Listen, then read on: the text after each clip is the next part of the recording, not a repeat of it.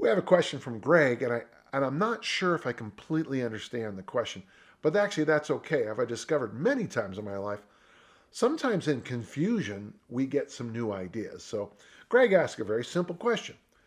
I was wondering what your thoughts are on the couch stretch for, uh, I'm hoping that meant tight hip flexors. It's right hip flexors. Um, I like a lot if you're saying what I'm thinking. It's when you put one foot up on it and you lean into it. I like that to stretch that bottom part of the butt, but it's not a good stretch generally for the hip flexors. If you Google my name or just go to my YouTube channel, and well, I guess you'd have to search, but I have a number of hip flexor stretches in here. But I got to tell you one thing. Uh, I think when you stretch the hip flexor, and I worked with Stefan Fernholm on this. He used to love to shove his knee into things, kind of like the couch stretch that I'm thinking you're talking about. But what I discovered later, and this is from learning from Brett Contreras and a number of really good physical therapists, and of course the book Anatomy Trains.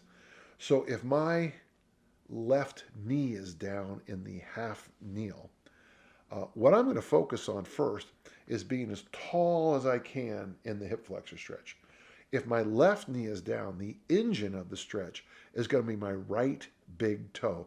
In fact, even in the gym today, I told somebody, if you want to destroy someone sprinting, just cut off their big toes. The big toe talks to the glute. And so by pushing down that right big toe when the left knee is down, and make sure you're in a 90-90 position, don't push it. Just be as tall as you possibly can be with one knee down. The harder you push that right big toe into the ground, the better you'll feel the left hip flexor stretch. At the same time, I consciously squeeze my left butt cheek, and I said before, if this is Tarzan, you want to have Tarzan belly on your to make sure abs are engaged. You want to make sure the pelvic bowl is underneath the rib cage. So be as tall and as straight as you can, sometimes called the 180 position. Make sure you're pushing your head right to the ceiling. And then, of course, it's all about the opposite leg, big toe. Boy, I hope that helps, Greg. And if it didn't answer your question, ask again with maybe a picture. Thank you.